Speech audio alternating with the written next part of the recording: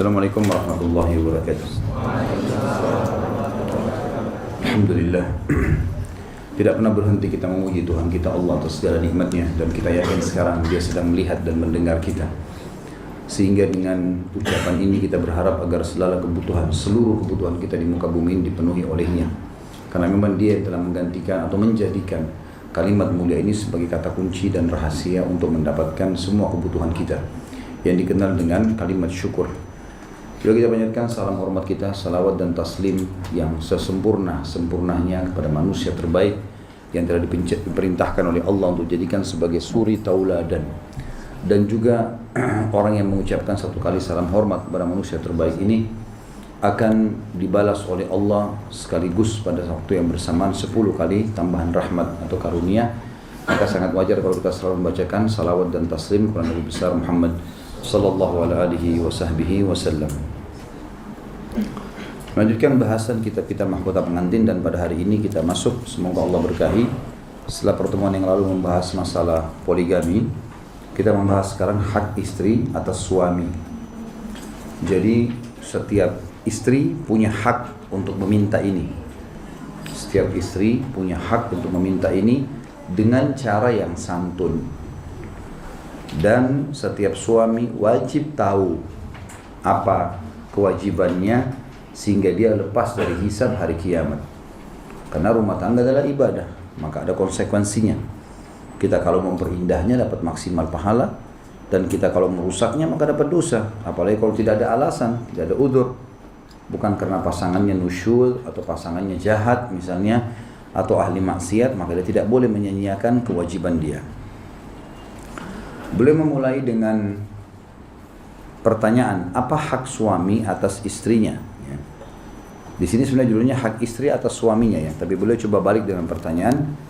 Jawaban, wanita harus mengetahui besarnya keutamaan dan hak suami atas dirinya. Dan Allah Subhanahu wa taala berfirman di dalam surah An-Nisa ayat 34, A'udzubillahi minasyaitonirrajim. Jadi ternyata beliau memulai dengan hak suami. Mohon maaf. Walaupun judulnya adalah hak istri atas suami, tapi beliau memulai dengan hak suami yang merupakan kewajiban istri. Firman Allah dalam surah An-Nisa ayat 34, A'udzubillahi minasyaitonirrajim, Ar-rijalu qawwamuna 'alan nisa'i bima faddalallahu ba'dahum 'ala ba'd bima faddalallahu ba'dahum 'ala ba'd wa bima anfaqu min amwalihim. Kaum laki-laki itu adalah pemimpin bagi kaum wanita oleh karena Allah telah melebihkan sebagian mereka laki-laki atas sebagian yang lain wanita, dan karena mereka laki-laki telah menafkahkan sebagian dari harta mereka. Allah Subhanahu wa taala menciptakan dua jenis kelamin manusia, laki-laki dan perempuan, dan tidak ada jenis kelamin yang ketiga.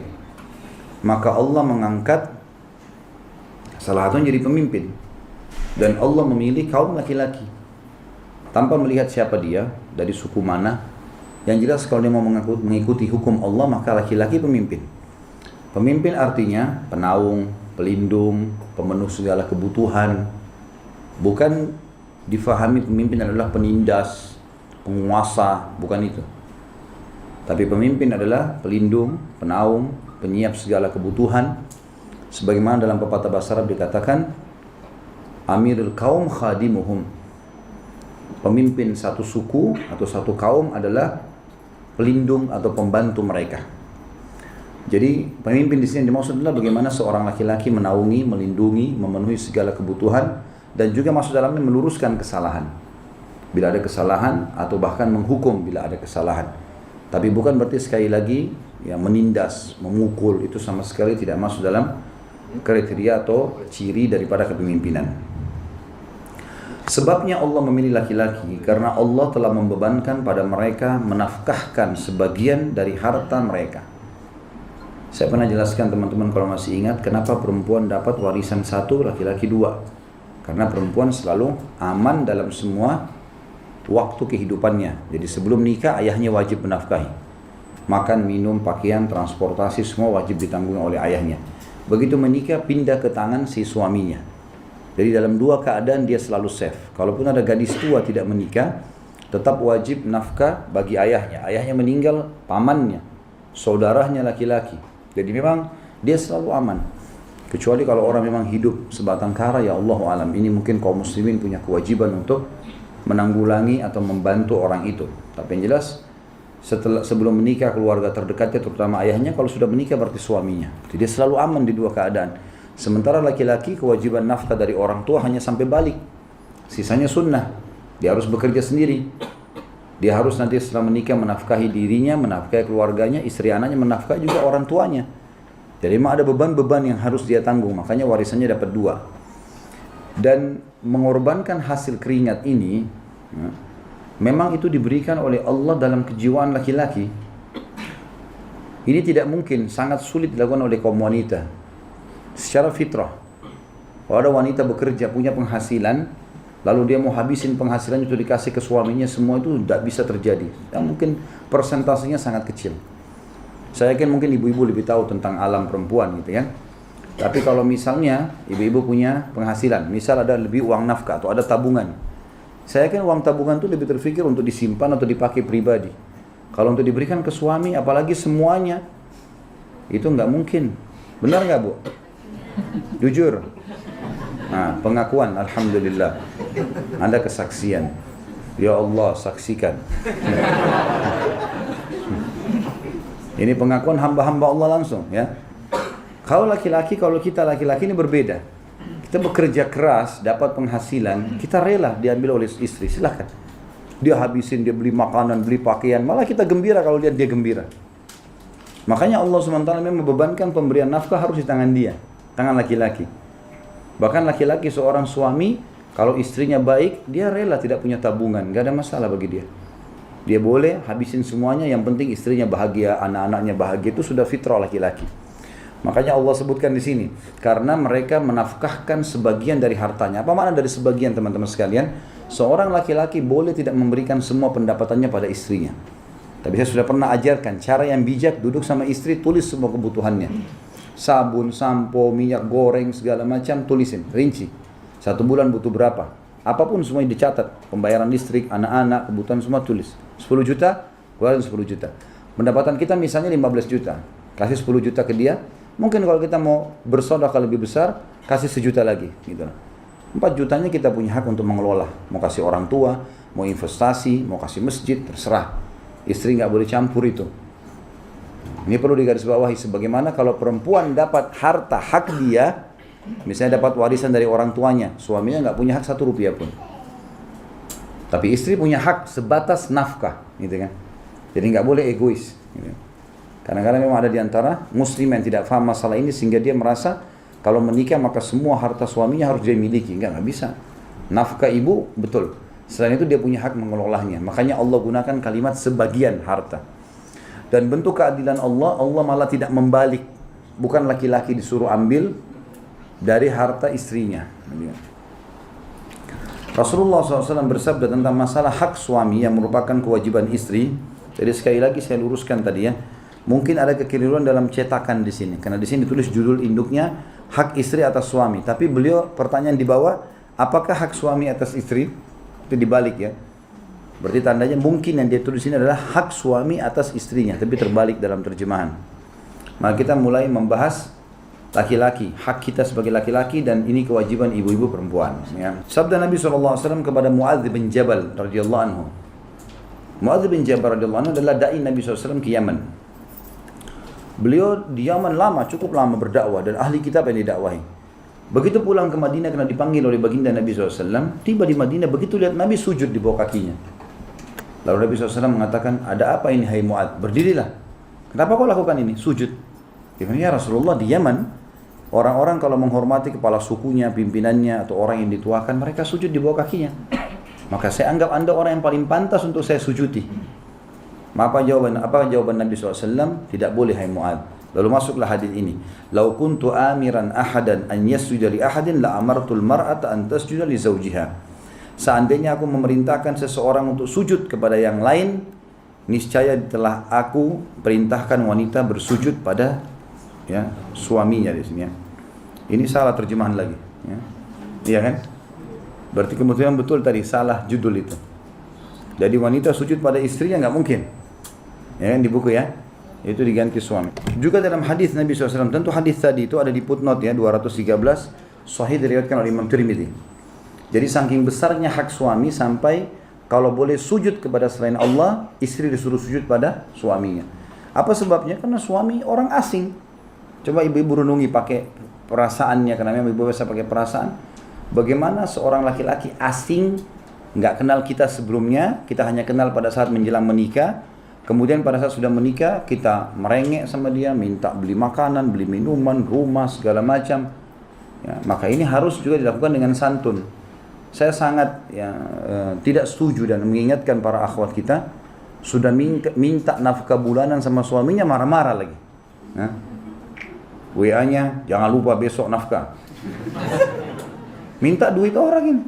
Nah, masa gitu caranya? Gitu kan? Begitu telat 1 hari, memang kau dahulukan ibumu. Loh ibunya, wajarlah gitu kan. Tapi ini cara-cara yang harusnya santun ya. Saya pernah mengalami pada saat itu saya telat memberikan uang nafkah bulanan. Subhanallah istri saya tidak ngomong sama sekali, memang saya lupa gitu kan. Saya tahu pada saat itu dia tidak bicara. Cuman subhanallah hikmah Allah, 1 hari telat saya sempat tanya, ada makanan tertentu kalau saya tanya itu minuman. Dia bilang sudah nggak ada, habis. Hanya bahasa saja, itu sudah habis. Saya subhanallah langsung connect, ini tanggal berapa? Oh iya saya lupa, telat. Menurut saya kemarin saya kasih nafkah. Tapi santun baik sekali gitu. Tidak usah marah-marah, mencak-mencak, hanya minta uangnya orang gitu kan. Ya. Jadi harusnya diperhatikan masalah ini. Tapi syukurnya bapak-bapak dikasih hati yang sabar biasanya. Sudah marah-marah minta duit, ya baik-baik saya akan kasih. Makanya wajar kalau disuruh sujud, kalau bisa sujud ya. Sudah minta duit, minta hasil keringat, marah-marah gitu kan. Kitanya merendah lagi. Juga dalam hadis Nabi SAW yang lain, hadis ini sahih riwayatkan Ibnu Majah nomor 570, Imam Ahmad 381, Rasulullah SAW bersabda, "Walladzi nafsu Muhammadin biyadi, la tu'addil mar'atu haqqa rabbiha hatta tu'addi haqqa zawjiha." Walau sa'alaha nafsaha wa hiya ala qatabin lam tamna'hu. Demi zat, ibu-ibu akhwat perhatikan baik-baik yang sudah jadi istri, yang belum menikah juga, hadis ini agung sekali, hadis sahih, hati-hati. Kalau mau lancar hubungan dengan langit, pegang baik-baik hadis ini. Kata Nabi SAW, demi zat yang jiwa Muhammad berada di tangannya, maksudnya demi Allah, seseorang wanita tidak menunaikan hak Rabbnya. Maksudnya apa? Biar sholatnya lancar, khusyuk, baca Quran, hafal Al-Quran 30 juz, ya, tiap hari zikir pagi sore berjalan, hijabnya hijab syar'i, dia sudah berikan. Dia tidak akan dinilai menunaikan hak Rabbnya hingga menunaikan hak suaminya. Dan jika suaminya meminta dirinya saat ia sedang berada di atas pelana kendaraan, sudah naik di mobil, kalau kita sekarang naik di motor, kalau zaman dulu di pelana naik di atas kuda, udah mau pergi nih, suaminya masih panggil untuk biologis, untuk ada keperluan, maka dia tidak boleh menolaknya. Jadi saking besar haknya di sini.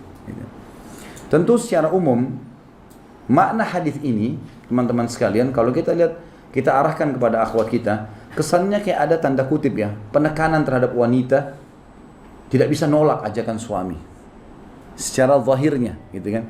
Padahal tidak ada hadis yang serupa ya. Enggak ada hadis serupa. Misalnya seorang muslimah lagi ingin berhubungan biologis atau lagi ngobrol sama suaminya lagi kegiatan lain. Tidak ada kata-kata akan dilaknat suami yang tidak datang melayani suami istrinya, enggak ada hadis begitu. Atau Allah murka atau tidak ada. Tapi perempuan ada. Apa sebabnya kira-kira? Karena Allah sebagai pencipta kita sangat mengetahui karakter-karakter masing-masing ya. Kalau ibu-ibu pada saat ada keinginan atau seorang wanita ada keinginan untuk berhubungan biologis atau bercanda dengan suaminya, sebenarnya tidak terlalu masalah kalau ditunda beberapa waktu. Karena memang wanita kalau tidak dipicu, dia tidak akan terangsang. Sudah umum itu fitrah. Kalau laki-laki berbeda. Sebab emosi adalah kasus tidak terlampiaskannya biologis. Apalagi kalau memang dia sudah pernah melakukannya. Ya. Kata para ulama, seseorang yang sudah melakukan biologis, ya, maka akan beda secara hormon antara dia sama orang yang belum pernah biologis. Karena orang sudah pernah biologis, maka akan berbaur keadaan itu dengan jiwanya, sehingga berpengaruh pada emosi ya. Jadi ibu-ibu yang suaminya suka emosi ada masalah di biologisnya itu. Ya. Karena kalau sudah dipuasin biologisnya, maka dompetnya terbuka. Hah? Baik. Ini suaminya pulang kerja, kemudian capek, mana makanan? Belum masak. Masuk rumah berantakan. Mau disentuh nggak usah. Terus habis itu minta beli panci baru. Kira-kira dikasih nggak? Atau minta diantar. Coba begitu suami datang, rumahnya sudah wangi, bersih, kemudian dia juga berhubungan biologis sama suaminya, pasti aman. Apa saja, mau ini, ya mungkin belum disebut hajatnya, ya nggak apa-apa. Itu rahasia laki-laki loh Bu. Saya bukain. Maaf ya bapak-bapak.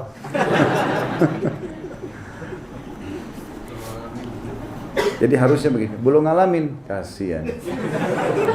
Nasib bujang. Wajar itu kalau ada pepatah bahasa Arab mengatakan al-miskinul miskin man lam yatazawwaj. Orang yang super miskin adalah orang yang belum menikah. Saya dipancing loh, saya tidak bahas itu sebenarnya. Ada bujang yang nyeletuk tadi. Makanya jangan dipancing ya. Baik. Ternyata laki-laki kalau dalam hadis ini tadi yang kita sebutkan, kenapa wanita di atas pelana kudanya kalau dipanggil oleh suaminya untuk berhubungan biologis atau melayaninya makan, menemaninya harus datang, tidak boleh menolak. Dan itu berhubungan dengan ibadahnya si wanita dengan Allah, karena Allah lebih tahu bagaimana menghadapi laki-laki. Jadi harus betul-betul dihadapi seperti yang Allah pandu, penciptanya. Kalau enggak kita tidak akan bisa. Ibu-ibu tidak akan pernah bisa menghadapi laki-laki dengan cara selain yang Allah ajarkan. Tidak mungkin. Apalagi kalau kita mau ikutin pola-polanya orang-orang non-muslim dalam bermuamalah dengan suami, kasarnya, ya, kemudian penindasan, tanda kutip ya, atau mau merasa menguasai. Jadi pasti akan bahaya. Satu waktu bisa berontak gitu. Saya waktu itu pernah bimbing umrah satu kali plus Aqsa. Saya sampai apa ya? Kayak sulit untuk menerima keadaan itu, dan saya akhirnya nasihatin. Akhirnya saya bilang di depan suaminya, di depan ibu itu juga gitu. Jadi saya lihat setiap kali suaminya ngomong apa gitu ya, pasti dibantah oleh istrinya di depan orang gitu. Jadi kalau dia ngomong apa, kita begini ya mah, gitu. Enggak usah di depan orang. Padahal sebenarnya suaminya ini niatnya baik, ingin melibatkan istri ya. Sampai pada tingkat pulang dari Masjid Aqsa, saya lagi jalan sama-sama, di belakang saya kebetulan ada mangga Palestina, mangga itu besar gitu. Unik memang ya, kita mungkin tidak pernah lihat mangga sebesar itu di Indonesia. Saya sempat bilang, saya pernah coba mangga ini, bagus, manis. Kalau mau beli Bapak Ibu sekalian, saya ngomong gitu kan. Terus si bapak ini bilang sama istri, mah kita beli, nggak usah, untuk apa beli mangga gitu. Karena sudah berulang kali saya bilang, Bu, Bapak hanya mau beli mangga. Untuk apa ditahan? Nah ini dia malu sendiri. Ya udah kita beli aja. Tapi saya lihat, ini cara yang salah. Ini seperti bom waktu yang bisa meledak. Dan ini kalau meledak suaminya nanti jadi masalah ini. Sekali pergi akhirnya gitu loh. Sekali masalah, karena itu bentrok sama fitrahnya sebagai laki-laki. Pasti bergejolak dalam jiwa, cuma mungkin karena sayang atau cinta yang berlebihan akhirnya membuat dia bisa bersabar. Tapi ini bahaya sekali. Bukan begini cara menghadapinya. Cara menghadapi laki-laki yang Allah sudah ajarkan sebagai penciptanya. Kelembutan, keramahan, ya. Kemudian juga kesantunan. Sampai hadis Nabi yang sudah pernah sering saya ulangi kan. Wanita ahli surga. Wanita yang kalau dia disakiti, dianya sedang disakiti, atau dia menyakiti suaminya, dia akan datang memegang tangannya sebelum tidur sambil berkata, saya tidak akan pejamkan mata, atau saya tidak bisa pejamkan mata sebelum kau ridho padaku. Ternyata laki-laki dengan cara lembut itu, misalnya ibu-ibu mengatakan, maaf ya saya salah, padahal suaminya yang salah. Nanti si laki-laki fitrahnya memang dasar dalam jiwanya akan mengatakan, oh ini orang merendah dengan saya yang salah kok, maafin saya ya. Karena laki-laki biasa terbawa ego, gitu kan. Walaupun dia salah langsung ibu menghardik mengatakan, kamu salah, kamu begini, maka itu akan jadi masalah. Yang ada adalah defense yang terjadi. Riwayat selanjutnya Husain bin Mihsan radhiyallahu anhu mengatakan, bibiku menuturkan kepadaku, ia mengatakan aku datang kepada Nabi SAW. Ini ponakan sama tante, dua-duanya sahabat. Bibinya berkata, aku datang kepada Nabi SAW untuk suatu keperluan. Maka beliau berkata kepadaku, siapakah ini? Apakah punya suami? Ia menjawab, iya. Beliau bertanya, bagaimana kamu menunaikan haknya? Kebetulan tantenya Husain bin Mihsan ini datang ke rumah Nabi SAW menyampaikan, saya punya hajat ya Rasulullah. Kalau dia masuk ke ruang tamu Nabi, ada istri Nabi juga tentunya, bukan berduaan. Lalu Nabi tanya, siapa ini? Karena orang bercadar, dan Nabi SAW tidak lihat ke arah mereka. Siapa ini? Apakah bersuami? Dia bilang iya. Lalu Nabi tanya, bagaimana engkau menunaikan haknya, hak suami? Ia menjawab, aku tidak melalaikan haknya kecuali bila aku tidak mampu melaksanakannya. Beliau mengatakan, perhatikanlah di mana posisimu darinya. Sesungguhnya ia adalah surga atau nerakamu. Ya. Jadi hati-hati. Ibu-ibu, kita berbuat baik pada suami karena Allah, dan Allah tahu menilai itu. Kalaupun respon dia negatif karena kelemahan iman dan ilmu agama yang dangkal, maka tetap Allah akan menilai pengorbanan kita. Karena kita bermuamalah sama Allah. Manusia-manusia di sekitar kita ini, Allah lah yang membuat kita punya variabel hukum berhubungan dengan mereka. Seorang laki-laki datang dengan membawa putrinya kepada Nabi SAW seraya mengatakan, ini adalah putriku. Maaf, tadi itu hadis sebelumnya adalah hadis sahih riwayat Tirmidzi ya. Selanjutnya seorang laki-laki datang dengan membawa putrinya kepada Nabi SAW seraya mengatakan, ini adalah putriku. Ia menolak untuk dinikahkan. Jadi seorang ayah mengeluh kenapa anaknya mau dinikahkan, nolak anak perempuannya. Lalu Nabi SAW mengatakan, ati'i abaki, atadrina ma haqquz zawji ala zawjati, law kana bi anfihi karhatun aw qarhatan tasilu qabhan atau qayhan, tasilu qayhan wa sadidan lahasathu ma'addat haqqah. Taatilah ayahmu. Anak perempuan itu dikatakan, kamu disuruh nikah, nikahlah. Tahukah kamu hak suami atas istrinya? Kalau kau sudah menikah nanti, ingat, hak suamimu ada. Jika pada hidungnya terdapat luka yang mengalirkan nanah, lalu ia menghisapnya, mengeluarkan dengan hisapan mulutnya, maka itu masih belum menunaikan haknya. Dalam riwayat lain, kalau di dada suamimu ada luka kemudian bernanah dan kamu membersihkan dengan lidahmu, maka kamu masih belum bisa memberikan haknya. Artinya saking besarnya hak suami itu. Ada banyak kasus rumah tangga saudaraku seiman, seorang perempuan lebih menghormati ayahnya daripada suaminya, atau menghormati ibunya daripada suaminya. Ini keliru besar ya. Sehingga akhirnya lebih mendengar orang tua daripada suami. Ini keliru sekali. Apalagi kalau mendapatkan orang tua yang, ya kalau Allah takdirkan memang buruk dari sisi agama, maka ini berbahaya sekali. Bahkan mengajarkan anak-anaknya untuk kurang ajar, atau anaknya malah melakukan hal-hal yang nusyud kepada suaminya. Ini bahaya. Maka saya sarankan akhwat kita kalau sudah menikah, suami. Orang tua itu nomor 2. Dan jangan libatkan orang dalam masalah rumah tangga kita kecuali ahlinya saja. Ahlinya pun harus ulama yang betul-betul paham agama. Bukan semua ustadz ya. Karena status ustadz kita di Indonesia murah sekali. Sehingga banyak di antara akhwat kita curhat sama ustadznya, malah jadi terjadi dosa. Malah jadi masalah. Karena ustadznya juga manusia. Ya. Maka ini bahaya. Kalau dia layani telepon jam sekian malam atau apa saja, ini bahaya, nggak boleh sama sekali.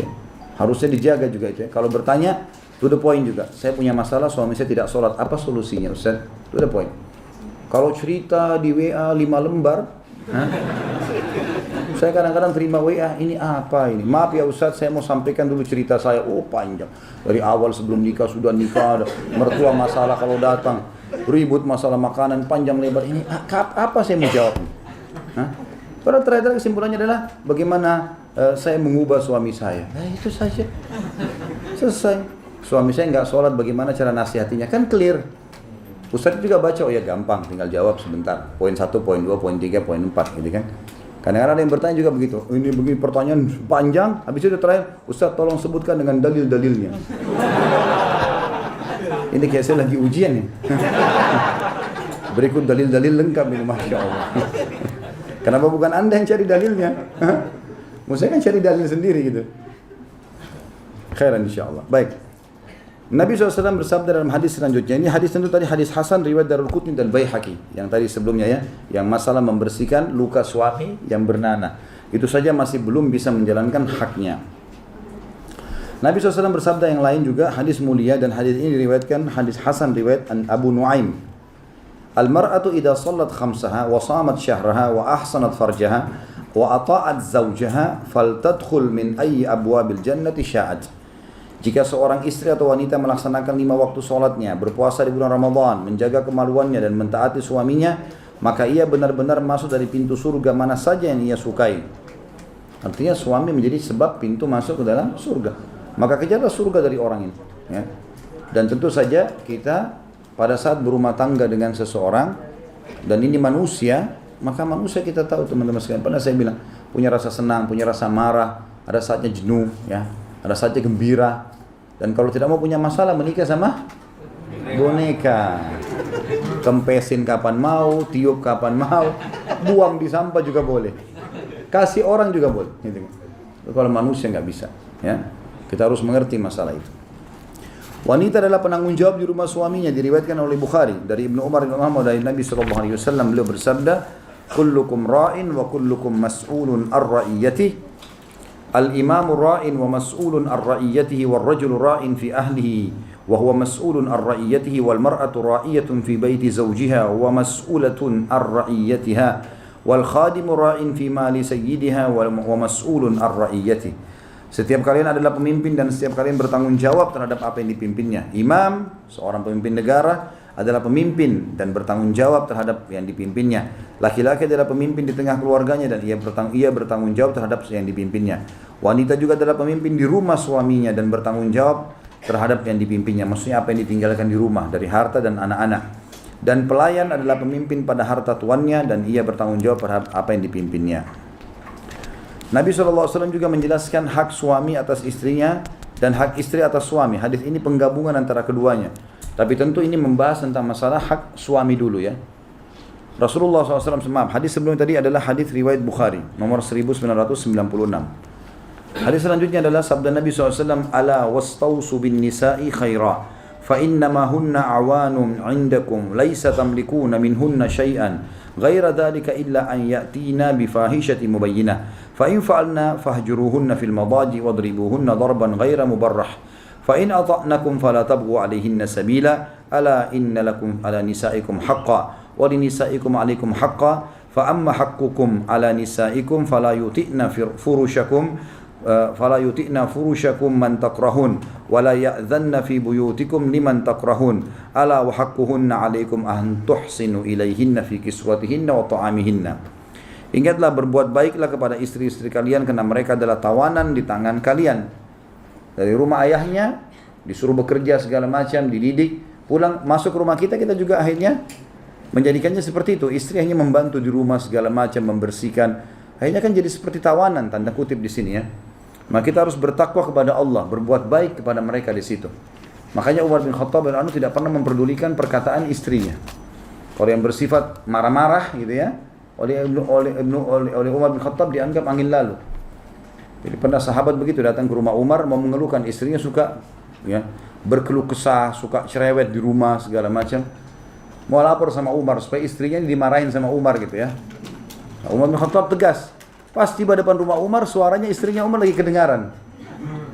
Lagi bilang, "Hai Umar, kamu begini, kamu begitu, kamu begini." Umar diam aja. Umar biarin aja gitu.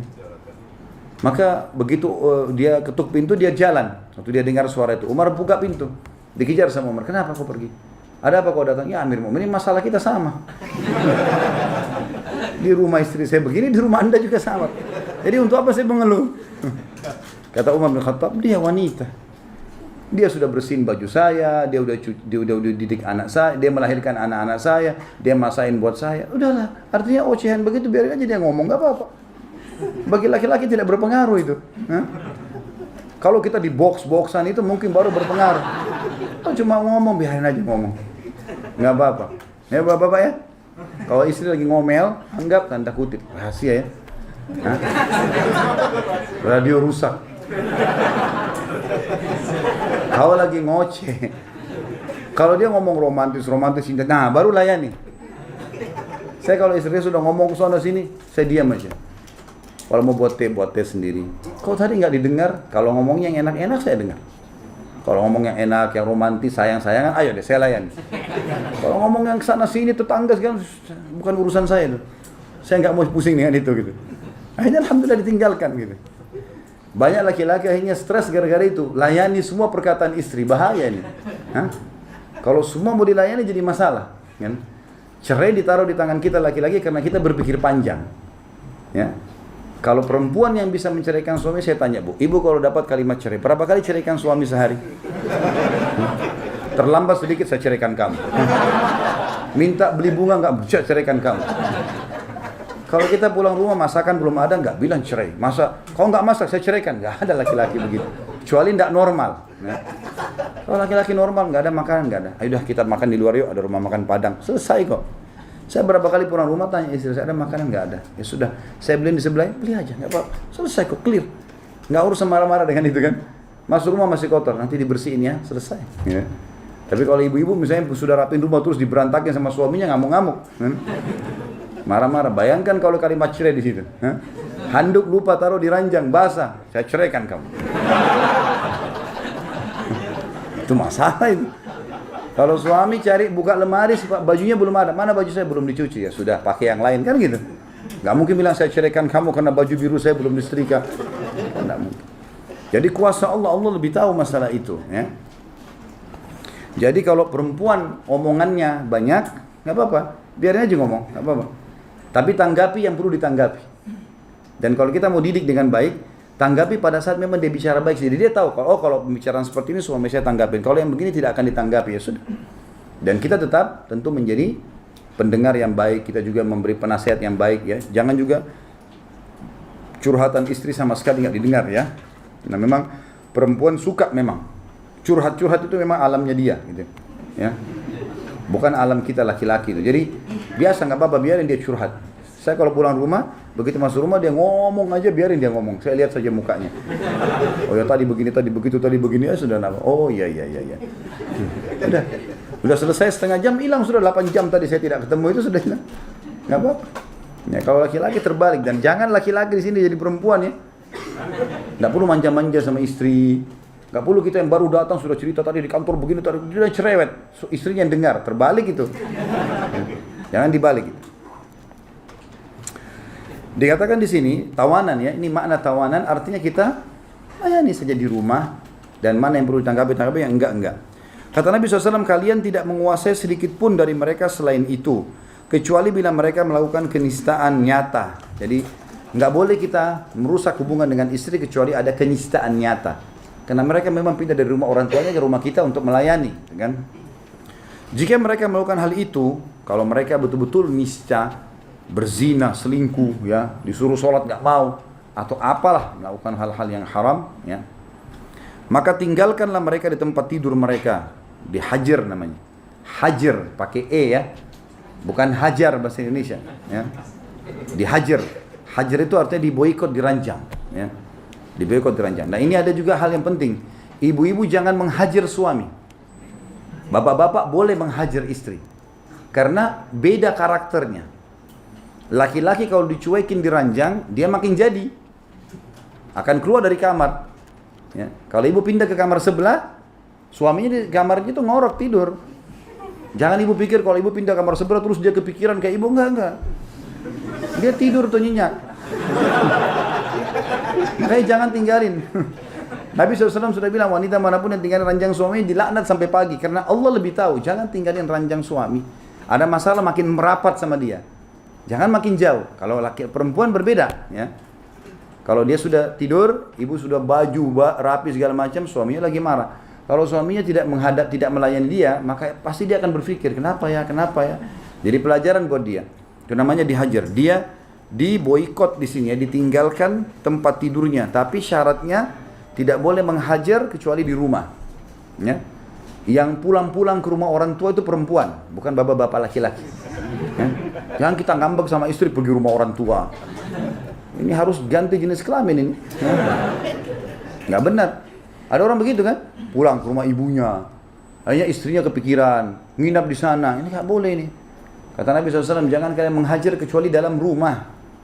Jadi biar istri tahu kita ada di sebelah, kamar sebelah atau di ranjang, tidak diajak ngomong. Karena nusyudnya ya. Ini kalau pelanggaran agama, dia disuruh tutup aurat nggak mau, disuruh sholat tepat waktu nggak mau, nusyud yang berat. Jangan dihajar kalau hanya kena lupa masak, nggak boleh. Kalau cucian belum selesai itu urusan-urusan kecil, nggak usah dipedulikan, tuh gampang, mudahin. Tapi kalau masalah berat yang kita tahu nanti dia bahaya bisa masuk neraka, tanggung jawab kita harus melakukan ini. Kalau mereka tidak mau dengar, maka pukullah mereka dengan pukulan yang tidak melukai. Sebenarnya terjemahan darbatun ghair mubarrah tidak berbekas, ya. Sebagian ulama mengatakan menggunakan kayu siwak atau jari telunjuk, ya. Bukan di box, ya. Hanya disentuh saja. Salah kamu, ya. Diingatin begitu, ya. Jika mereka sudah mentaati kalian, maka janganlah kalian mencari jalan atas mereka. Jangan sengaja diungkit-ungkit lagi kesalahannya. Kalau istri sudah datang, maafin saya ya, ya sudah, baik saya maafin. Clear, sudah selesai, ya. Harus begitu. Bapak-bapak harus tahu, perempuan kalau sudah minta maaf, karena dia pakai perasaan, rangkul aja minta maafnya itu. Jangan kita terbawa ego, udah leh nanti aja. Gak apa-apa, saya mau tunjukin, saya kan benar. Enggak, kamu memang salah begini. Jangan. Karena perasaannya terluka yang kedua kali jadi masalah. Nanti tadinya dia minta maaf, malah dia jadi marah. Itu terbalik. Jadi kita harus cepat merangkul itu, ya. Kalau kita minta maaf, maka lakukan sambut, dia minta maaf, sambut dari sama, terbalik juga, ya. Perempuan juga begitu. Kalau suami sudah mengatakan maafin saya, sudah clear, ya. Jangan lagi diungkit-ungkit karena itu berbahaya. Ingatlah bahwa kalian memiliki hak atas istri-istri kalian dan istri kalian memiliki hak atas kalian. Adapun hak kalian atas istri-istri kalian ialah mereka tidak memasukkan di ranjang kalian siapa saja yang kalian tidak sukai. Yang dimaksud di sini adalah mengkhianati suami. Ya, kadang-kadang ada orang, naudzubillah, jangan sampai terjadi di antara kita, dia lagi pergi kerja, kemudian istrinya selingkuh dengan laki-laki lain, gitu kan? Itu luar biasa melukai laki-laki itu dan berbahaya, ya. Itu berbahaya sekali karena kadang-kadang kalau dia tidak bisa kontrol maka dia bisa membunuh, dia bisa menyakiti keduanya, gitu kan? Itu berbahaya sekali. Dan tidak ada orang yang merusak rumah tangganya dengan cara seperti ini kecuali pasti nanti dia kalau berumah tangga lagi pun pasti rusak lagi. Ada kejadian di Saudi gitu, kisah nyata. Ada satu laki-laki, kisah nyata, sampai dia ungkapkan gara-gara ini pelajaran gitu. Rupanya dia pulang ke rumah, dia baik sekali. Orangnya baik, dia kasih semua kebutuhan istrinya, tapi entah Allahu alam syaitan menggoda bagaimana ada laki-laki lain di rumah. Dengan hikmah Allah sudah beberapa kali selingkuh, nanti Allah bongkar gitu kan. Dibongkarlah sama Allah, akhirnya suaminya pulang tanpa sengaja ada yang dilupa. Laki-laki itu disembunyikan di lemari, dia buka lemari ada laki-laki itu. Tapi suaminya ini tempat kaget dan shock, ya. Kemudian dia lakukan, dia bilang sama istrinya, panggil sini, buatin makanan terbaik kamu di dapur sekarang, bawa ke sini. Dia panggil tuh laki-laki, kamu duduk sama saya di sini. Laki-laki itu dipanggil duduk sama dia. Ini kisah nyatanya gitu. Duduk, dia aja ngomong apa-apa. Laki-laki itu sudah ketakutan, salah, jelas. Dihidangkanlah makanan, lalu dikatakan, makan makanan ini. Kamu sudah menjadi tamu di rumah saya. Makan sekarang, walaupun cara kamu salah. Kamu makan, setelah makan, silakan kamu keluar dari rumah saya tidak akan laporkan ini dan taubat kepada Allah. Kamu sudah saya ceraikan, disuruh istrinya pulang, gitu kan. Itu yang dilakukan, ya. Subhanallah, berjalan waktu ternyata mereka lanjutkan hubungan ini. Menikah, gitu kan. Berapa bulan menikah, perempuan itu selingkuh lagi sama laki-laki lain. Kuasa Allah. Orang kalau sudah begitu jadi begitu terus tuh. Dan untuk apa kita mengejar? Untuk apa perselingkuhan sekarang? Pasangan kita sudah punya, hanya beda casing. Hah? Ini putih, ini gagah, ini cantik, ini pendek, ini gendut, sama saja. Kemaluannya sama, ya. Nggak ada bedanya. Itu sabda Nabi SAW. Kalau kalian lihat lawan jenis kalian di luar rumah kalian dan kalian tergoda dengannya, kembalilah kepada pasangan kalian karena dia memiliki apa yang dimilikinya. Sama saja ujung-ujungnya. Ini cuma casing saja, ya. Jadi tidak usah terpengaruh dengan casing itu. Serta tidak mengizinkan masuk di rumah kalian siapapun yang tidak kalian sukai, termasuk orang tuanya sendiri. Jadi nggak boleh ibu-ibu datangkan orang tuanya karena orang tua main datang tanpa izin suami, nggak bisa. Walaupun itu rumah ibu, ya. Kalau sudah nikah dan ibu bilang nggak apa-apa tinggal di rumah saya aja, suami sudah datang dia jadi pemimpin. Bukan karena itu rumah ibu, karena Allah yang nobatkan jadi pemimpin dia. Di rumah dia atau di rumah kita, sama aja, gitu kan. Maka harus tetap sampaikan, ayah saya mau datang besok ya. Disampaikan dengan adab dan baik. Insya Allah kalau dia orang beragama pastilah dia sambut dengan baik, rumahnya atau rumah istrinya. Hak mereka atas kalian kalau mereka sudah kasih itu adalah kalian berbuat baik kepada mereka dalam hal pakaian dan makanan mereka. Dan ini subhanallah kata kunci kebahagiaan wanita. Di sini laki-laki puaskan makanannya istri, berikan pakaian yang terbaik, sudah aman di rumah. Gitu kan? Sudah aman di rumah. Ini perlu diperhatikan. Enggak masalah, lemari di rumah 3 buah, istri pakai 2,5, antum cuma setengah, enggak apa-apa. Udah biasa itu, pasti bajunya perempuan lebih banyak. Saya punya lemari di rumah, tinggal di pojok baju saya. Banyak sekali bajunya. Saya bilang ini lemari kalau bisa ngomong teriak nih. Masya Allah baju banyak sekali. Ya. Tapi memang sudah fitrahnya suka baju. Oh ini murah, ini diskon. Saya bilang ini kalau diskon ditunggu sampai hari kiamat nggak selesai-selesai. Antum lihat nggak toko 70% dari dulu 10 tahun lalu sama terus 70%. Nggak pernah habis, nggak usah khawatir soal diskon. Karena itu promosi barang gitu kan. Tapi memang perempuan suka pakaian, wajar itu. Biarkan dia puas dengan pakaiannya. Kadang-kadang kalau beli baju kalau antum belikan baju baru dia bisa pandang baju itu semalam suntuk nggak tidur. Kalau antum diberikan baju sama istri, oh lihat, bagus ya, udah taruh, selesai, besok pakai iya. Laki-laki simple, perempuan enggak. Apalagi kalau warna kesukaannya, corak kesukaannya, wah itu sudah berbunga-bunga lagi tidur gitu kan. Memang pakaian. Begitu pula dengan makanan. Kalau dia pesan makanan apa-apa, belikan saja, enggak masalah. Enggak ada sesuatu yang rugi di situ. Hak pertama suami terhadap istrinya adalah istri membantunya dalam melaksanakan ketaatan kepada Rabb-nya. Ya. Ia menyiapkan suasana kondusif untuk melakukan ketaatan. Ia tidak menyibukkannya dengan berbagai tuntutan secara umum, terutama pada waktu ibadah. Jadi ini termasuk hal yang ditambahkan oleh beliau. Selain ketaatan juga istri bagaimana menjadikan suasana rumah kondusif untuk suaminya ibadah. Jadi bukan suami datang, termasuk adab yang luar biasa adalah jangan dulu tanyakan apa yang masalahnya tadi. Begitu datang, paling baik adalah sambut di depan pintu. Kemudian siapkan apa yang sudah jadi kewajiban ibu-ibu, makanannya, ya, wanginya rumah, penataan diri kita sendiri. Itu sudah harus semuanya ditata. Setelah selesai, kalau udah cerita baru kita tanggapin. Atau nanti kalau sudah agak tenang baru kita ceritakan tadi ada tamu datang, tadi ada begini, tadi ada begini. Jadi jangan di depan pintu sudah diceritain semua, gitu kan? Begitu lihat wajah suami sudah siap 1000 masalah nih, ya. Masalah 1, masalah 2, masalah 3, masalah 4. Suaminya lagi buka kaos kaki sambil mikirin, apa nih? Masalah 2, masalah 3, masalah 4 nih ya. Yang kedua, tidak menempatkan pada ranjang suaminya orang yang tidak disukainya, maksudnya dengan pengkhianatan atau perselingkuhan dan semisalnya. Jadi sangat aib besar sekali bagi seorang wanita pada saat suaminya memberi ranjang, lalu kemudian dia berhubungan di ranjang itu dengan laki-laki lain. Nah, ini adalah perusakan luar biasa hubungan dengan Allah dan pada suaminya. Yang ketiga, tidak mengizinkan masuk ke dalam rumahnya orang yang tidak disukai suaminya berdasarkan sabda Nabi SAW, wala ya'dhanna fi buyutikum liman takrahun, dan tidak mengizinkan masuk ke dalam rumah kalian yang orang-orang yang kalian tidak sukai. Itu wajar. Ya, siapapun itu sifatnya, maka kita harus pahami. Kalau tidak mau ya sudah, kita sabar dulu. Sambil kita doakan, kita obatin apa permasalahannya. Misalnya dia tidak suka kalau iparnya datang, adik kita atau kakak kita misalnya, kita tanya ada apa. Mungkin memang buruk ipar kita kalau datang, mungkin ada memang saudara kita kadang-kadang buruk ya. Saya tahu ada beberapa orang akhirnya tidak bisa suaminya menerima iparnya datang karena setiap datang pasti pulang itu bawa masalah. Atau dia bawa masalah ke dalam rumah itu, gitu kan. Masalah apalah segala macam. Kadang-kadang ada barang yang hilang, kadang-kadang dia bawa kata-kata yang tidak baik, mengubah keadaan istrinya dan seterusnya. Dalam Sahih Muslim pada riwayat Abu Hurairah radhiyallahu anhu disebutkan, wa huwa syahidun illa biidni, sedangkan suaminya ada di rumahnya kecuali dengan izinnya. Maksudnya tadi kalau hadis ya riwayat Imam Muslim, batasan ini dikeluarkan secara umum jika tidak demikian maka ketidakberadaan suami tidak menunjukkan kebolehan bagi istri. Bahkan justru saat itulah ditekankan larangan terhadapnya karena keabsahan hadis-hadis yang menyebutkan larangan menemui wanita yang ditinggal pergi oleh suaminya. Maksudnya adalah beliau ingin datangkan potongan hadis ya yang berbunyi sedangkan suami ada di rumah kecuali dengan izinnya. Maksudnya suami lagi ada di kota atau lagi di luar rumah, kemudian ada orang yang mau datang, tetap dia izin dulu. Itu yang dimaksudkan dalam potongan ini. Imam Nawawi rahimahullah berkata, hadis ini berisi isyarat bahwa izin kepada suami saat berada di rumahnya tidak boleh dilewatkan kecuali dengan izinnya. Ia juga mengandung arti bila tidak diketahui apakah suaminya ridho ataukah tidak. Adapun bila ia sudah tahu bahwa suaminya ridho dengan hal itu, maka tidak salah baginya.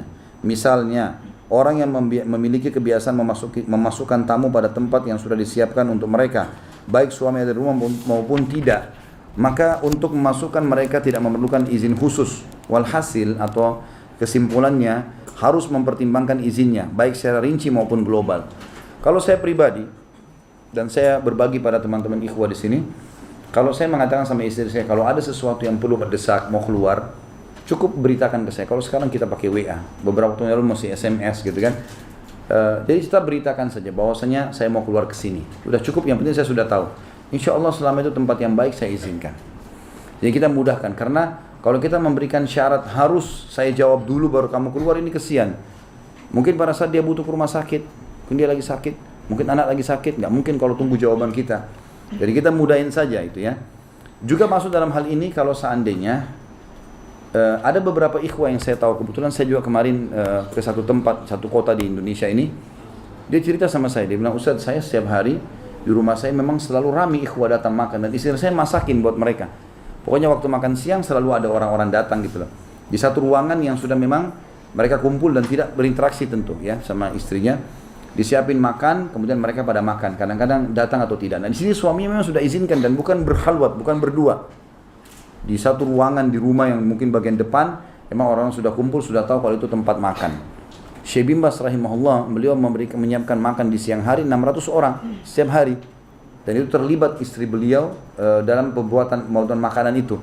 Tapi disiapkan di bagian depan sisi kanan rumah beliau, ada ruangan dipasangin AC segala macam pakai karpet, tapi cuma kotak saja begitu. Nanti makanan-makanan akan dialokasikan dari depan pintu, kemudian pintu itu ditutup, nanti ada beberapa orang yang mengatur dan menata di lokasi itulah ya. Maka itu masuk kata beliau di sini dalam buku ini, tidak masalah kalau suami sudah tahu dan ini adalah umum ya. Memang dasarnya tamu-tamu ini datang, atau mungkin suami sudah mengatakan, nggak apa-apa kalau orang tua kamu mau datang setiap saat silahkan ya. Berarti izin sudah terbuka, bebas, itu berarti tidak ada masalah. Sabda Nabi SAW, illa biidni, kecuali dengan izinnya suami, yakni secara tegas, apakah sesuatu itu menunjukkan tanda keridhaannya, ini menduduki posisi penegasan keridhaan, ini masih diteliti. Berdasarkan hal itu maka seorang istri tidak boleh memasukkan orang yang tidak disukai suaminya masuk ke rumahnya, baik ayah, saudara laki-laki maupun kerabatnya yang lain. Catatan di sini, jawaban istri terhadap orang yang mengetuk pintu rumahnya ialah dari belakang pintu. Ia tidak membukanya kecuali untuk orang yang diketahuinya tidak berdosa bila memandangnya atau masuk rumahnya. Ia tidak boleh membuka untuk siapapun yang mengetuk pintu rumahnya. Jadi misalnya ada temannya suaminya, suaminya lagi kerja, lalu datang. Ini banyak terjadi kan? Oh, kena teman suami nggak apa-apa, hanya duduk ngobrol berdua di ruang tamu, pakai daster segala macam. Ini jadi haram ini. Khalwat, terlihat aurat, dan banyak terjadi perselingkuhan justru karena itu. Saya tahu ada kasus di Jakarta, 2 orang partner sama-sama bisnis, dan saya tahu kebetulan salah satu bisnis ini pernah saya gelutin gitu. Akhirnya bertemu di Lebaran, saya baru tahu kalau ternyata ini 2 orang yang dulu bersahabat terus terpecah persahabatan mereka karena rupanya istrinya yang jadi si A sama si B. Si A ini punya istri. Karena si B ini sering datang ke rumah si A, walaupun si A tidak ada, lama-lama akhirnya suka-sukaan sama istrinya si A. Cerai, kemudian nikah sama si B dan punya anak. Ini sama-sama urusan bisnisnya sama-sama. Dan saya bisa melihat dari gambaran sorotan matanya si A ini sedih sekali sebenarnya. Tapi dia mau buat apa? Memang sengaja istrinya minta cerai, akhirnya nikah sama temannya dan seterusnya. Ini gara-gara terbuka pintu-pintu tadi yang sudah disebutkan di sini. Di sini masih disebutkan oleh beliau poin-poin yang lain tentang hak suami ya. Yang pertama, tambahan ya di sini, istri membantu suaminya. Ini wajib atas istri. Surah Al-Baqarah 228 yang bunyinya, A'udzubillahi minasyaitonirrajim, walahunna mithlu alladzi 'alaihinna bil ma'ruf walirrijali 'alaihinna darajah. Dan para wanita mempunyai hak yang seimbang dengan kewajibannya menurut cara ma'ruf, namun para suami mempunyai hak satu tingkatan kelebihan daripada istrinya. Nabi SAW ditanya ditanya oleh salah seorang dari mereka, apakah hak istri atas suaminya? Beliau menjawab, mohon maaf, ini terbalik sekarang. Sekarang hak-hak suami ini diganti, jadi hak-hak istri ya. Ini terbalik. Tadi yang sebenarnya yang awal adalah hak-hak suami. Di sini hak istri ya. Jadi yang di halaman 142 itu hak-hak suami diganti hak-hak istri ya. Poin pertama itu titik itu, istri membantu suami diganti, suami membantu istri. Nah, memang itu hak istri di situ ya. Dalam arti kata di sini membantunya dalam menyelesaikan pekerjaannya bila memang dia punya waktu lowong. Sesuai dengan firman Allah surah Al-Baqarah 228 tadi yang saya sudah baca ayatnya. Terjemahannya juga adalah, dan para wanita mempunyai hak yang seimbang dengan kewajibannya menurut cara yang ma'ruf. Namun para suami mempunyai satu tingkatan kelebihan daripada istrinya. Yang dimaksud sini punya hak seimbang, Ibnu Abbas radhiyallahu anhu berkata, Ibnu Umar berkata radhiyallahu anhu, saya suka berdandan untuk istri saya sebagaimana saya suka dia berdandan untukku. Ya, tentu dengan cara laki-lakinya ya, dengan bawa badan yang wangi, bawa mulut yang wangi, ya, penampilan yang baik, tutur kata yang santun. Kemudian dikatakan, dan para suami mempunyai satu tingkatan kelebihan daripada istri, maksudnya dia sebagai pemimpin dalam rumahnya. Nabi SAW pernah ditanya oleh salah seorang, apa hak istri atas suaminya? Sekarang kan kita bahas hak istri terhadap suami, berarti kewajiban laki-laki. An tut'imaha idza ta'imta wa taksuha idza tasaita awik tasaita awik tasabta wala tadribil wajha wala tukabbih wala tahjur illa fil bait. Engkau memberinya makan jika engkau makan. Dan ini pengaruhnya besar secara kejiwaan. Teman-teman di sini laki-laki, kalau beli makanan di luar, ya, dan kita rasa makanan itu enak, bungkusin buat istri di rumah. Istri juga begitu, pada saat mendapatkan kiriman makanan dari kerabat segala macam, kita rasa enak, sisipin walaupun sedikit buat suami. Itu luar biasa pengaruhnya pada kejiwaan dan cinta. Ya. Walaupun nanti setelah kita tawarkan, ini tadi saya makan enak nih, saya sisain buat kamu atau buat suami, buat istri misalnya. Maka itu pengaruh, walaupun dia tidak makan, dia sudah merasa ada sebuah perhatian, dan itu penting. Terutama ini terjadi kalau laki-laki ke perempuan, karena dia merasa ada perhatian. Ya. Maka Nabi SAW mengatakan, engkau hai laki-laki, suami memberinya makan jika engkau makan, maksudnya sekelas dengan makananmu. Gitu kan. Memberinya pakaian jika engkau berpakaian. Jadi kita berikan pakaian, beli baru ya berikan dia baru, nggak ada masalah. Gitu. Sebagaimana sudah kita jelaskan tadi masalah pakaian, atau mendapat penghasilan. Ya. Jadi pada saat engkau dapat hasil, dapat untung, berikan pakaian. Yang paling berpengaruh masalah makanan dan pakaian sebagaimana saya ucapkan tadi, kalau kita ingin menghadiahkan kepada istri. Tidak memukul wajahnya. Ya. Wajah harus dijauhi. Ya, dalam pepatah bahasa Arab dikatakan perempuan itu seperti kaca. Ya. Kalau sekali engkau telah pecahkan, walaupun bisa ditempel-tempel, tapi retaknya nggak bisa dihilangkan. Karena ada sifat tanda kutip, ada sifat pendendam tanda kutip di dalam jiwa wanita. Tapi ini dendamnya maksudnya apa? Suka mengingat kenangan-kenangan buruk itu kadang-kadang ya. Atau sebuah kenangan secara umum. Kenapa kaum wanita setelah menikah masih suka sering minta pulang ke rumah orang tuanya? Karena dia mengingat masa-masa gadisnya. Dia masih ingat kamarnya, dia masih ingat spraynya, masih ingat kamar mandinya. Laki-laki kalau mau pindah tempat gampang. Teman-teman sini kalau misalnya kita dari Jakarta mau pindah ke Padang misalnya, atau mau pindah ke Surabaya. Ini tugas kantor pindah ya. Kalau mau ajak istri ada caranya. Kalau kita laki-laki gampang. Oh ya sudah, saya pindah sana, rumahmu sudah siap. Misalnya kantor bilang ada rumah, ada gaji sekian, transportasi sudah bagus. Kita yang penting fasilitas lebih bagus, kita pindah saja. Ya sudah, saya pindah. Kalau istri nggak bisa begitu. Kita minggu depan pindah ya, nggak bisa. Susah itu. Ya. Harus duduk dulu, negosiasi 3 jam. Tahu nggak Surabaya? Gitu mulainya. Tahu nggak Surabaya? Ya. Sudah pernah ke sana? Belum. Surabaya itu ada ini, ada ini, ada ini. Jelasin. Dia suka mall, ada mall loh namanya ini. Ada pasar. Oh, orang Surabaya itu gini-gini. Dia ceritain apa yang positif di sana, gitu kan. Sudah masuk di benak dia baru kita bilang, ya. Nanti kalau kantor ajak pindah nggak apa-apa ya kita pindah di sana, ya. Kita bicara, tapi sudah tertanam di benaknya. Oh, di sana ada ini, ada ini, ada. Kita pulang rumah mau pindah kantor minggu depan, siap-siap ya. Nggak bakal siap-siap itu. Nggak bisa, karena emang sudah begitu fitrahnya, ya harus ada rayuan dulu, ya. Jadi kalau janjian sama istri, kemudian kita telat, laki-laki gampang. Saya janjian sama Akhtomi misalnya, ayo kita ke sana, satu tempat misalnya. Terus saya telat datang, begitu saya telat, maaf ya saya telat, ayo kita jalan sekarang. Ayo, laki-laki langsung aja jalan. Kalau sama istri nggak bisa, gitu kan. Tadi kita janji jam 12, duduk dulu. Berapa menit tadi antum telat, begitu menit antum merayu dulu, ya.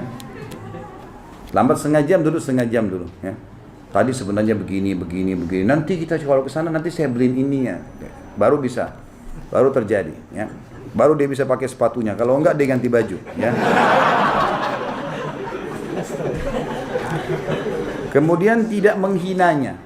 Sama, ini ada perasaan-perasaan, hati-hati menghadapi wanita. Sekali dihina diingat terus kata-kata itu. Mungkin kita sudah lupa, tapi dia tidak bakal lupa. Ya, WA antum hati-hati kalau ngetik WA, enggak usah WA. Sama istri kalau lagi ada masalah jangan WA. Disimpan sama dia 10 tahun disimpan. Enggak usah WA. Kamu begini. Iya, baca saja. Oh iya sudah. Nanti kalau ketemu baru ngomong, ya. Selesai. Kalau enggak bahaya, disimpan. Jadi data-data nanti, ya.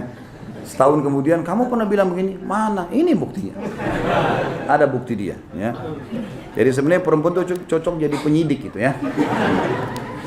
Dan tidak meninggalkan kecuali dalam rumah. Sebenarnya ini keliru terjemahan, bukan meninggalkan ya. Tidak menghajar tadi, tidak memboikot di ranjang. Mana pulpen? Ini terjemahannya kurang tepat sebenarnya. Ya.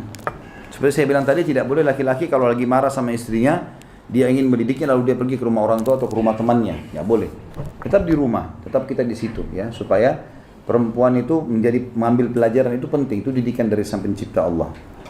Allah Azza wa Jalla, Allah yang Maha Suci dan Maha Mulia, menjelaskan bahwa suami memiliki hak atas istrinya, sebagaimana istrinya memiliki hak atas suaminya, sebagaimana suami berkewajiban bekerja, berusaha dan memberi makan anak istri. Ia juga memiliki hak atas istrinya, diantaranya istrinya membantu suami di rumahnya, dan ini wajib sebagaimana telah disebutkan.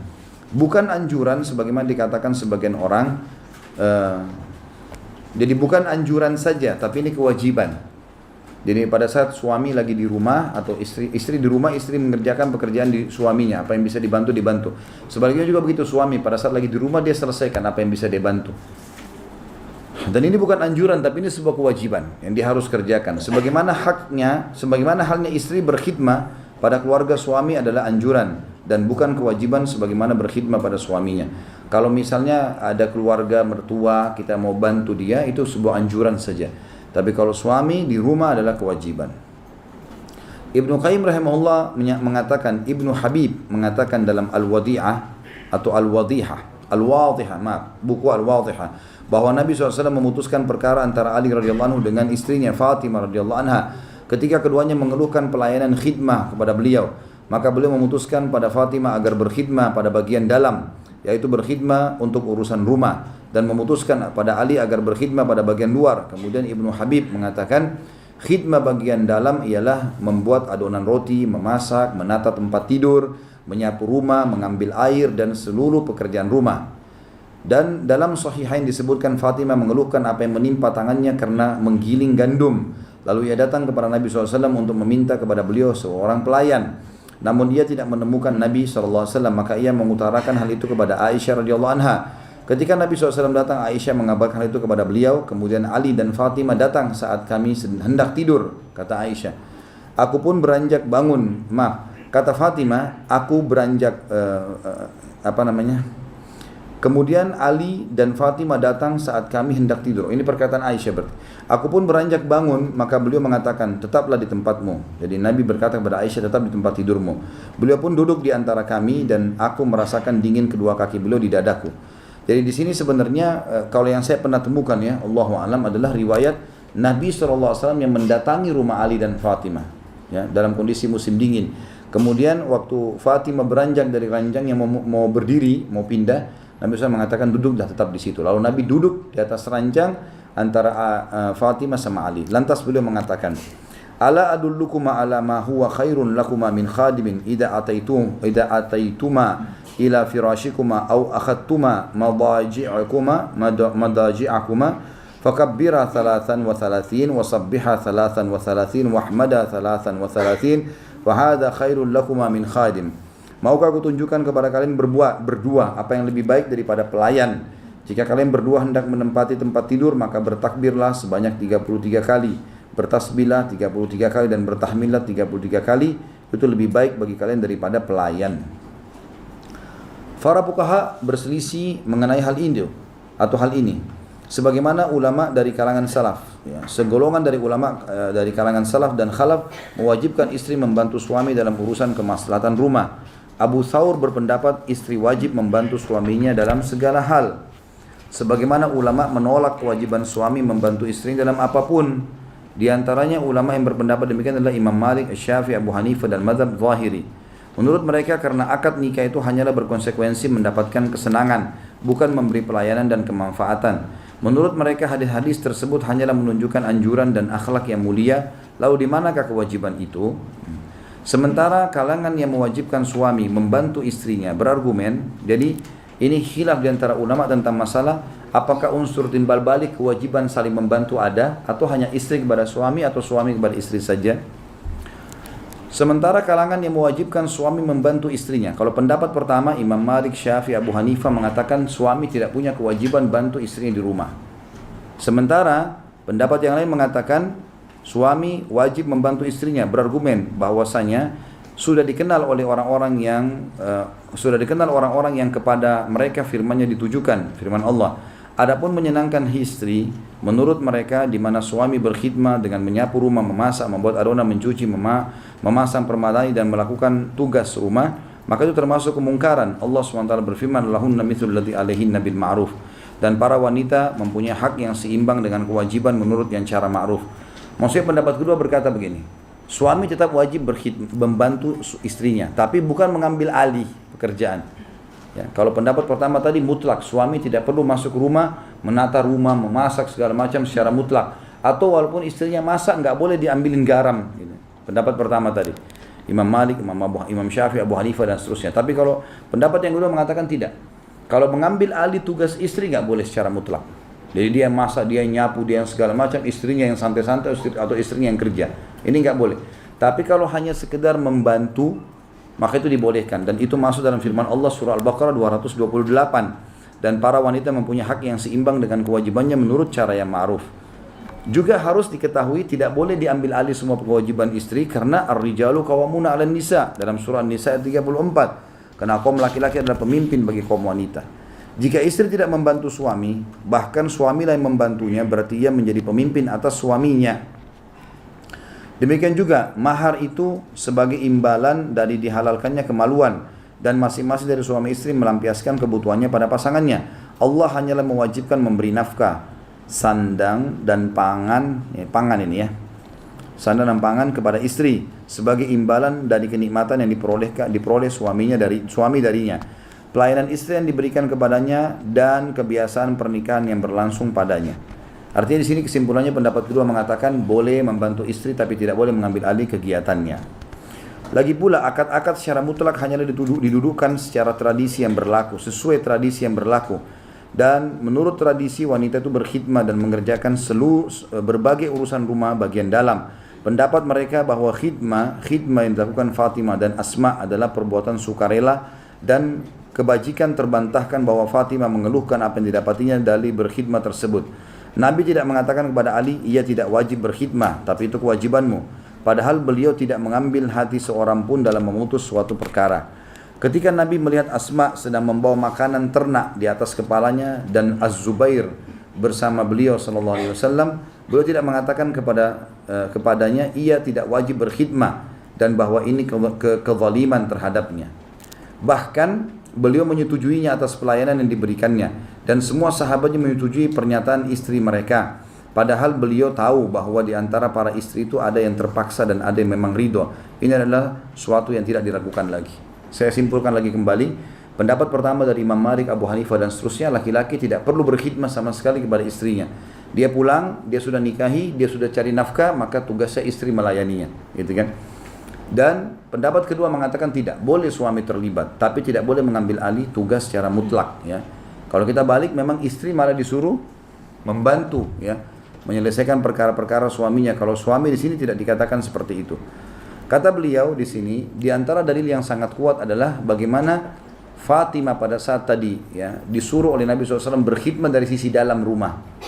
Dan pendapat ini sebenarnya membantah sebagian orang yang mengatakan atau sebagian ulama yang mengatakan perempuan tidak punya kewajiban mengurus rumah. Dia hanya melakukannya karena khidmah, karena bentuk kepatuhan pada suami. Padahal sebenarnya Nabi SAW menyuruh Fatimah pada saat itu untuk menyelesaikan urusan dalam rumahnya. Artinya masak, bersihin rumah. Sekarang tugas kamu hai Fatimah, hai Ali, tugas kamu di luar rumah. Cari nafkah dan biayai istrimu. Seperti itulah. Tidak dibenarkan membedakan antara wanita berkedudukan dengan wanita rendahan, antara wanita kaya dan dengan wanita fakir. Fatimah, wanita paling mulia di alam semesta ini, berkhidmat pada suaminya. Ia datang kepada Rasulullah SAW untuk mengeluhkan pelayanan kepada beliau, namun Nabi SAW tidak mengeluhkannya. Karena Nabi dalam hadis tersebut menyebut istri sebagai tawanan. Ala wastausu bin nisa'i khaira fa innama hunna awanun indakum. Ingatlah, berbuat baiklah kepada para istri kalian karena mereka tidak lain adalah tawanan di sisi kalian. Al-ani adalah al-asir, ya, atau tawanan, dan kedudukan tawanan adalah berkhidmat pada orang di mana ia berada di dalam kekuasaannya. Tidak diragukan lagi bahwa nikah adalah tanda kutip sejenis dengan perbudakan, tanda kutip, ya. Sebagian salah berkata nikah adalah perbudakan, tanda kutip yang positif, ya. Artinya si laki-laki bekerja keras cari uang untuk beri istrinya, istrinya masak bersihin rumah untuk suaminya. Jadi tanda kutip, kesannya memang bekerja keras di situ. Maka hendaklah tiap-tiap orang dari kalian memperhatikan kepada siapa yang menyerahkan wanita yang kepada siapa yang menyerahkan wanita yang dimuliakannya. Jadi siapa yang dinikahkan harus dia tahu siapa calon anak mantunya, karena supaya tidak salah. Sudah jelas bagi siapa yang melihat dengan objektif mana yang rajih di antara dua mazhab dan mana yang paling kuat di antara kedua dalil tersebut.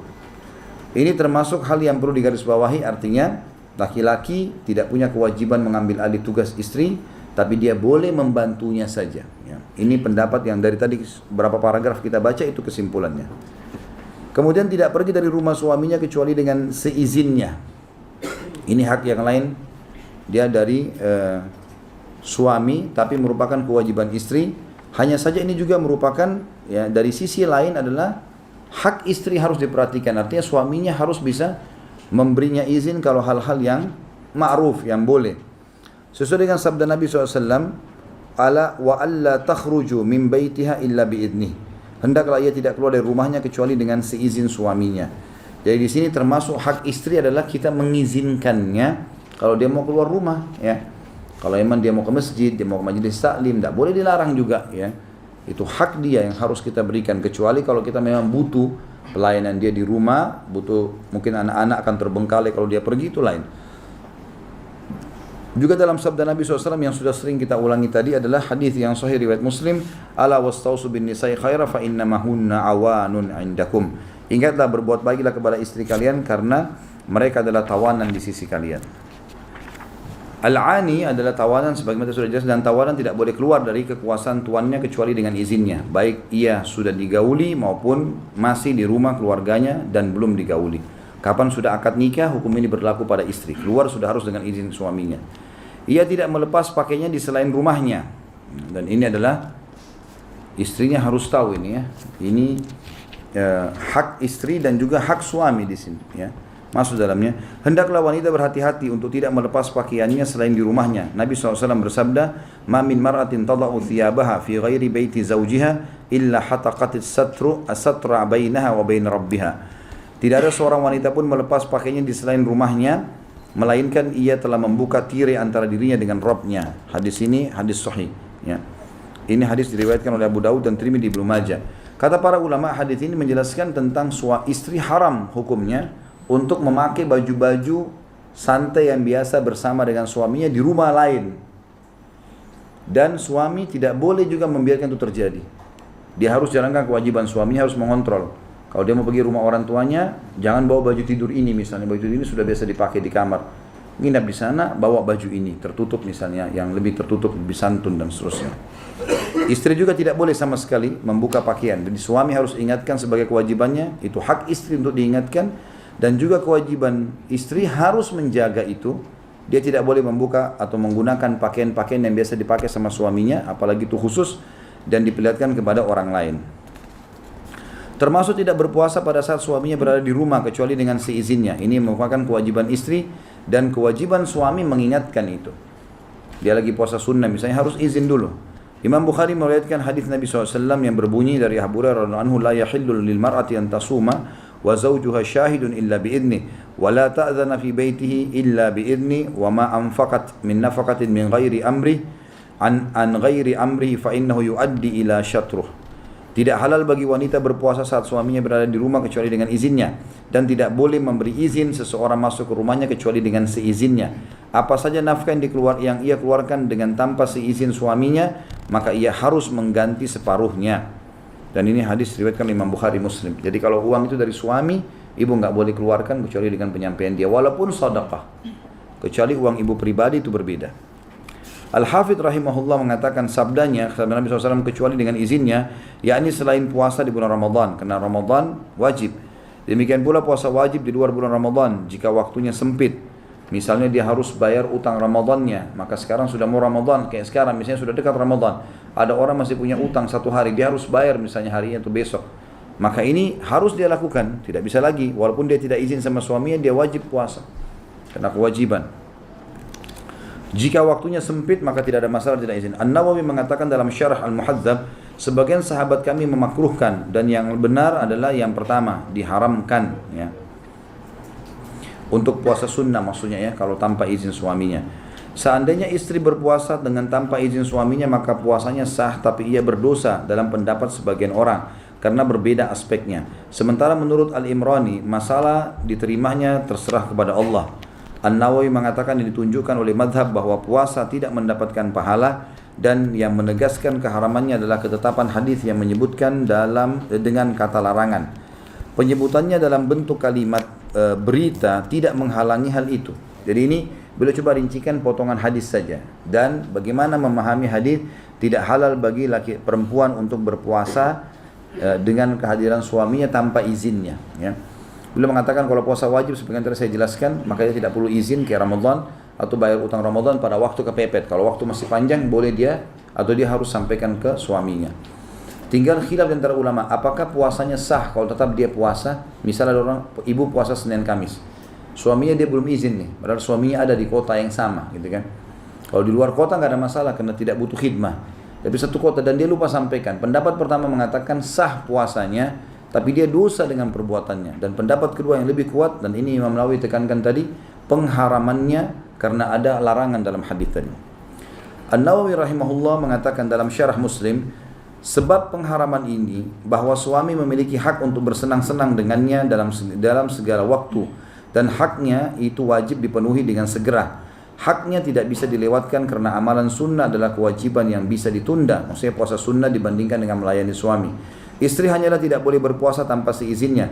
Jika suami ingin bersenang-senang dengannya boleh, dan puasanya batal ya kalau misalnya dia digauli.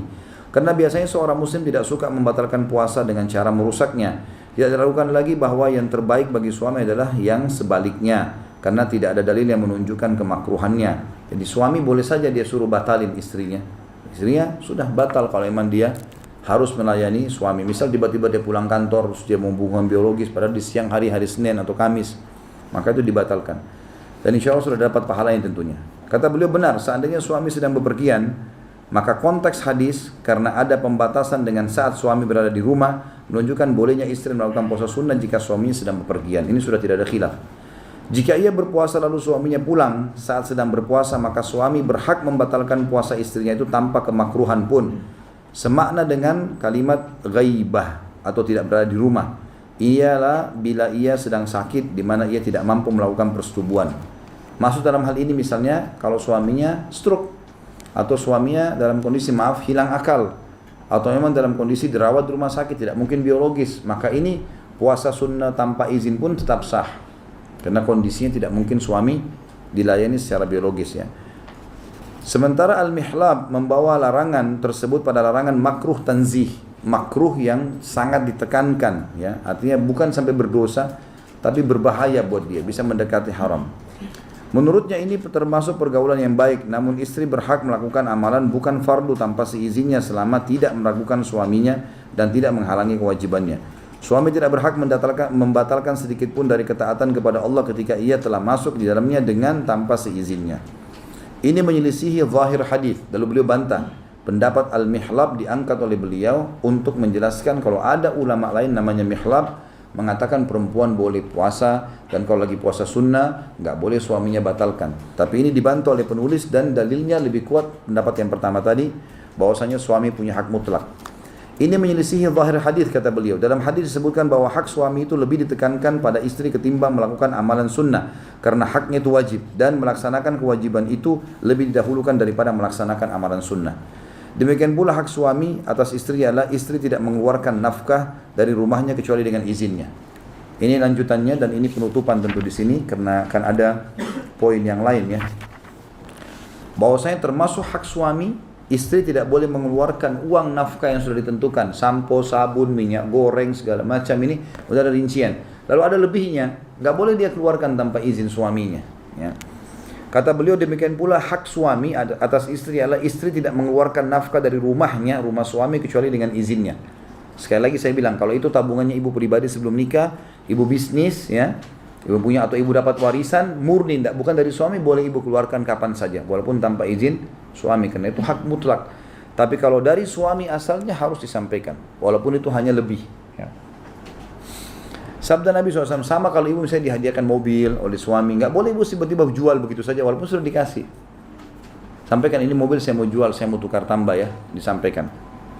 Demikian pula hak suami atas istrinya, ialah tadi sudah saya bacakan. Nabi SAW bersabda, la tunfiqul mar'atu syai'an min baiti zawjiha illa biidni zawjiha. Qila ya Rasulullah, walat ta'amu, qala dzaka afdalu amwalina. Tidak boleh seorang wanita, kata Nabi SAW, menafkahkan sesuatu dari rumah suaminya kecuali dengan seizinnya. Lalu seorang sahabat bertanya, wahai Rasulullah, tidak pula makanan? Ada makanan lebih, istri mau kasih sapam misalnya, mau kasih orang gitu. Kata beliau, makanan adalah sebaik-baik harta kami. Artinya makanan adalah nafkah, nggak boleh dikasih kecuali dengan izinnya. Jadi ibu-ibu dari sekarang bilang, saya izin ya, kalau ada makanan lebih saya akan kasih ke tetangga, ke sapam, supaya tidak saya tinggalkan di rumah. Dari awal dibahasakan supaya tidak menjadi pelanggaran, gitu kan? Kalau nggak boleh dikeluarkan kalau tidak disampaikan ke dia. Imam Al-Baghawi rahimahullah mengatakan, para ulama bersepakat bahwa istri tidak boleh mengeluarkan harta sedikit pun dari rumah suaminya kecuali dengan seizinnya. Jika ia melakukannya maka ia mendapat dosa dan bukan pahala. Jika suaminya menyetujui maka ia dan suaminya mendapatkan pahala. Kalau misalnya kalau ada lebih uang, misalnya saya beli sayur nih 100 ribu, ada lebih, ternyata 95 ribu, 5 ribu saya kasih tukang sayur ya. Oh nggak apa-apa ya, sudah, dua-duanya dapat pahala. Tapi ini masalahnya cuma izin atau tidak. Jika suaminya menyetujui maka ia dan suaminya mendapatkan pahala sesuai dengan sabda Nabi SAW, idza tasaddaqatil mar'atu min baiti zawjiha kana laha bihi ajrun waliz zawji mithlu dhalik walil khazini mithlu dhalik wala yanqusu kullu wahidin minhum min ajri sahibihi syai'a lahu bima kasaba walaha bima anfaqat. Jika seorang wanita bersedekah dari rumah suaminya, maka ia mendapatkan pahala karenanya. Jadi kalau suami mengeluarkan dari rumah suaminya makanan, pakaian, segala macam, ia mendapatkan pahala karenanya. Suami juga mendapatkan yang seperti itu, dan penyimpan juga mendapatkan yang seperti itu. Maksudnya di sini al-khazin sebenarnya lebih tepatnya penjaga gudangnya ya. Jadi kalau ada misalnya pembantu atau apa saja, disuruh itu makanan bungkusin kasih ke orang itu, dia juga lakukan, maka pembantunya juga dapat pahala di sini. Di sini dikatakan maka penyimpan, maksudnya orang yang disuruh simpan lalu dikeluarkan, pembantu tadi saya bilang, juga mendapatkan yang seperti itu tanpa mengurangi sedikit pun pahala masing-masing dari mereka. Suami mendapatkan pahala karena usahanya, istri mendapatkan pahala dari apa yang diinfakkannya. Ini dilakukan berdasarkan pengetahuan istri bahwa suaminya suka berinfak dan bersedekah. Ini adalah izin bersifat umum darinya untuk berinfak. Atau istri memiliki harta pribadi berupa warisan dan sebagainya, ya, atau ia memiliki harta khusus dari suaminya yang memang dikhususkan untuknya. Ini semua berbicara masalah hak suami. Di antaranya adalah tidak boleh sama sekali istri mengeluarkan sesuatu dari rumah tanpa izinnya. Kecuali kalau ibu-ibu sudah tahu kalau suaminya memang Masya Allah suka bersedekah, atau memang dia bilang, pokoknya apa saja di rumah ini kalau mau dikasih orang kasih aja misalnya, maka itu tidak ada masalah. Berarti dia sudah dapat izin umum. Dia sudah dapat izin umum. Tentu nanti ada subbahasan lagi ya ke depannya masalah tidak boleh meminta cerai. Nah ini juga termasuk hak suami kecuali dengan udzur syar'i. Nah, jadi kalimat cerai ini hati-hati dari lisan ibu-ibu sekalian. Mungkin begitu saja. Subhanakallahumma bihamdika asyhadu an la ilaha illa anta astaghfiruka wa atubu ilaik. Wassalamualaikum warahmatullahi